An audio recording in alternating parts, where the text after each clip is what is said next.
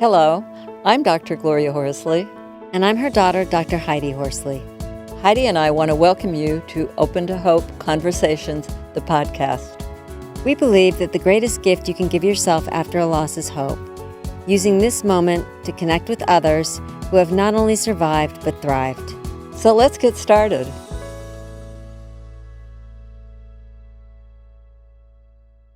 Welcome to the Open to Hope Show. I'm your host, Dr. Gloria Horsley, with my daughter and co-host, Dr. Heidi Horsley.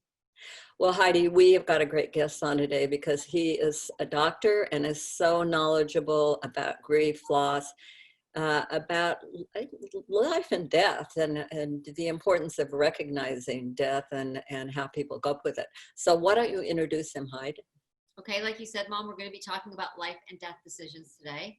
And we're going to be talking with Dr. Jeff Spiess. He is the author of Dying with Ease, a compassionate guide for making end-of-life decisions. And he has spent his medical career with people facing serious illness and death, first as an oncologist, and then as a hospice physician. Welcome to the show, Dr. Spiess. Oh, it's great to have you on, Jeff. Well, I was wondering, just to start out with, how did you get into the area of grief and loss? I just merged into it because when I started out in oncology, this was back in the 80s, it was hematology and medical oncology, and it was the laboratory blood science that drew me there. But it was the cancer patients that kept me there. And to get to know them, because especially in those days when you're in every week and you're getting chemo, this was before the good anti-nausea drugs, and we have to find some way to relate. I found that just getting to know patients as individuals and as their families was very meaningful. I became a part-time volunteer hospice medical director for a local agency, and just fell in love with being with people through their periods of suffering, through their periods of loss. It just seemed like part of the job. And gradually, I was able to morph my career path into through palliative care, hospital-based palliative care, and for the last 15 years of my career in the hospice world. Mm-hmm. So let me ask you, we generally find that people that can handle this kind of difficult area have had some experience early on in life. Did that happen to you? No, I guess I was always fascinated with loss, fascinated with death. I grew up on a chicken and cattle farm, and we used to have to clear out the dead chickens, every so often, and it's just dying just happened. It's just part of life. And I'm not saying that I am cavalier. But it never seemed to be something fearsome to me, or something alien. Let's put it that way. That's interesting, because I grew up in the same kind of situation, and you do see life and death, and you get attached to animals, and the calves go to be slaughtered, Yeah. and the chickens that are running around you eating for dinner that night. That's right. There is a little disconnect now with life and death, isn't there? Yes, I think there really is. I think it's starting to come back, but if we look at what happened in epidemics in the past, so during the Black Death, people died in their homes. In fact, up until maybe the 1940s or 1950s, that's what happened. People died at home, and there wasn't much you could do about it anyway. Once antibiotics became the new miracle drugs and could save lives, then that changed the paradigm. That also meant that if you got sick and wanted the good drugs, you needed to be in the hospital. But that's also where you went when you got real sick, was to go to the hospital, and eventually death became part of the hospital institutional world. And the funeral home industry kind of morphed at the same time, that to provide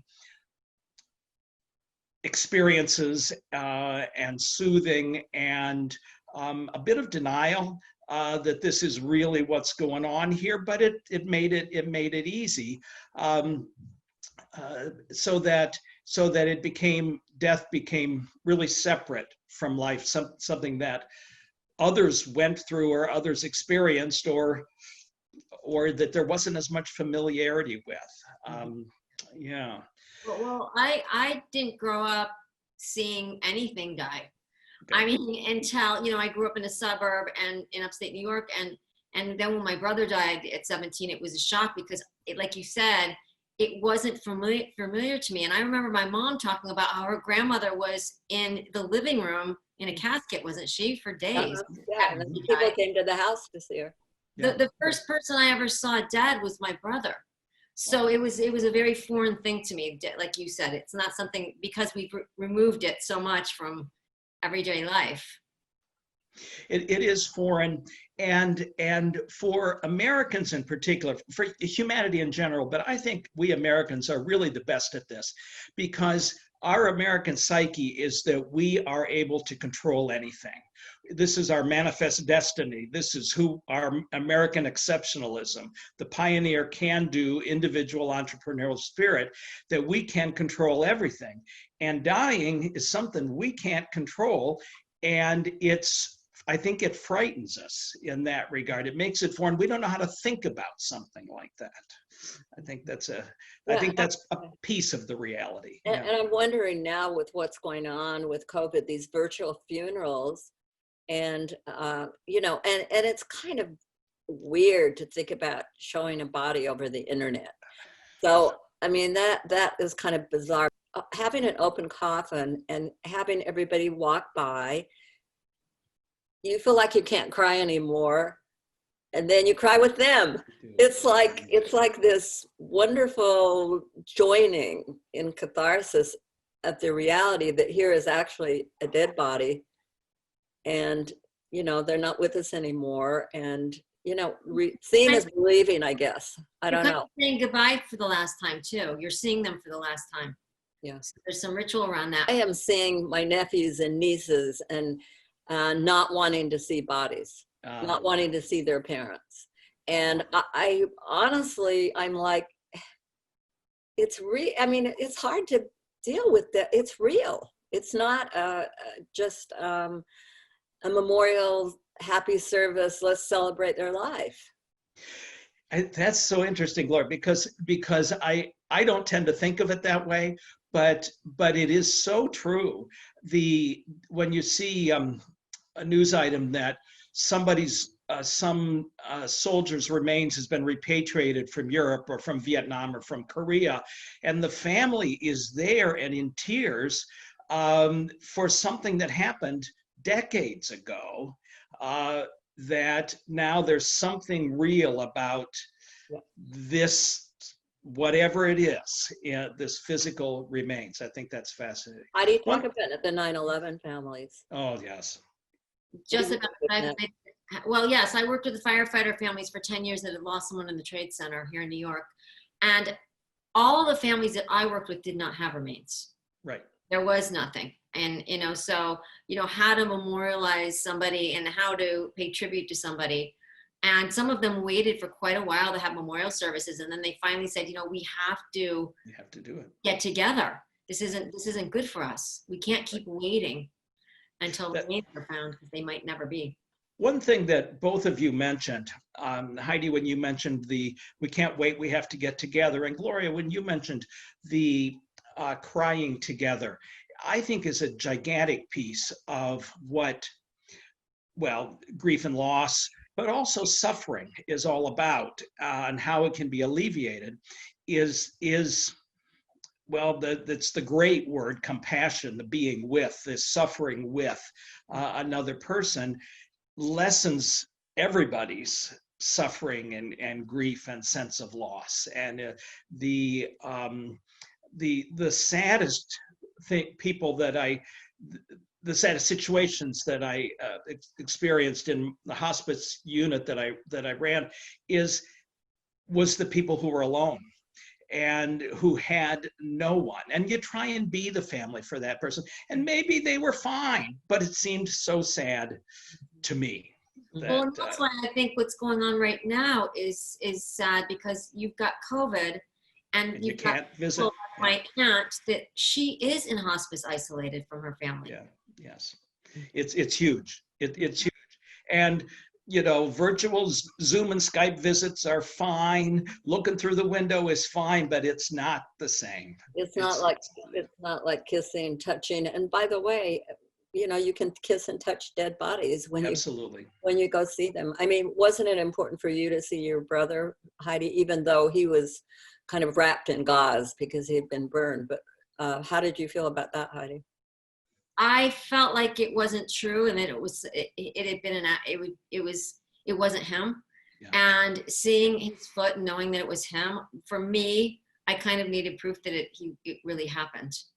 And I know that in the short run, it does help people to see bodies, but they found out in the long run, actually, it doesn't help as much as you would think. Right. Because at the end of the day, we all have to do the long, hard journey of grieving, right? And they're not going to come back. What about families who didn't have a good death, who even had hospice and it wasn't a good death? Yeah. And people are only in hospice nowadays for 7 days. I know. People think people are in hospice for long periods. I didn't know that.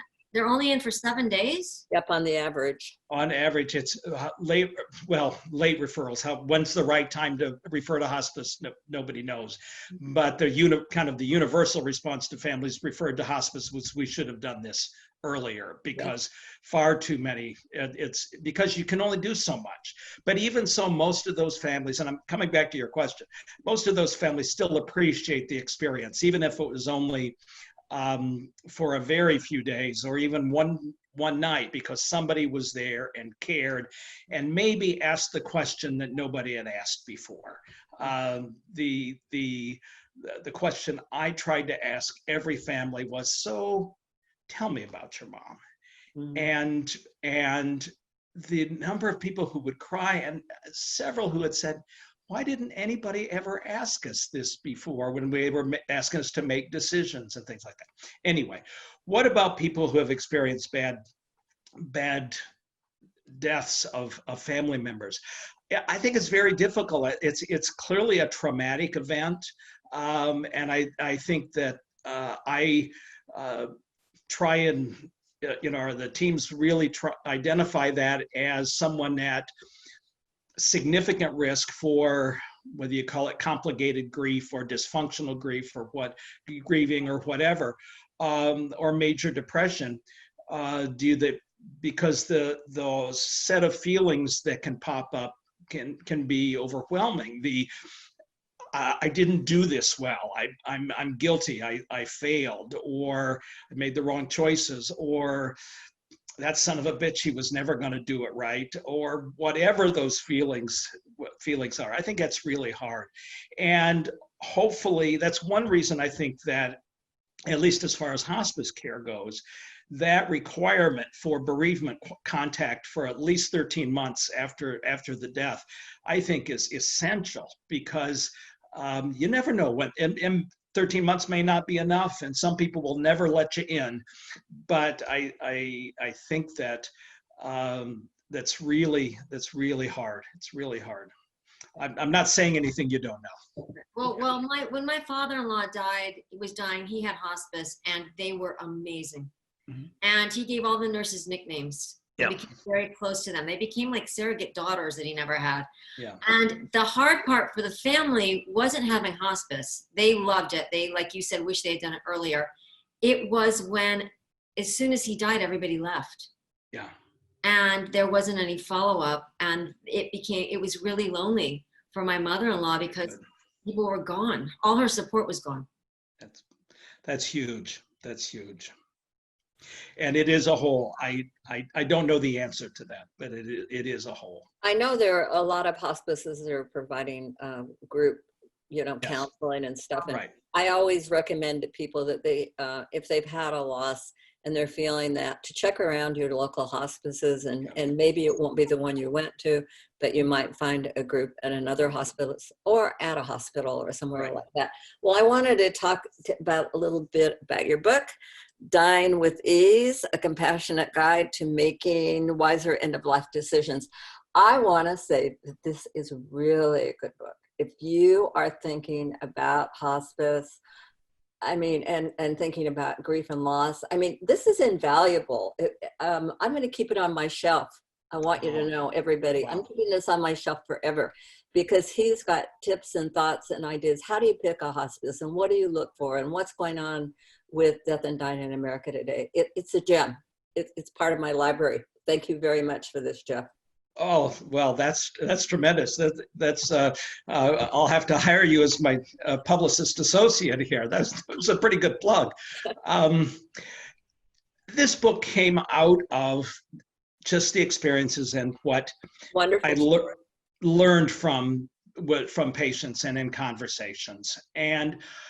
But what was the heaviness I noticed was the amount of suffering that was happening because, in my mind, of the, I don't know if it's death denial or death fear or death avoidance, but just not recognizing that not just grandma, not just Aunt Sally, not just my brother, but I will die. And it's kind of got to be okay. And if I want it to be okay, I'm the only one that can make it be okay. And in order to make it be okay, you have to recognize it and face it. So that's kind of the bottom line piece. I know it's not the topic that everybody wants to talk about, but I'm glad you found that the way I came at it was meaningful to you. It's great. And again, I would suggest that people have this and have it handy. I mean, you may not need it right now, but at some point you may be able to give it to a friend or give some advice or use it yourself. How do people get your book? So it's available on all the sites, hopefully at your local bookstore. We've got to keep them open.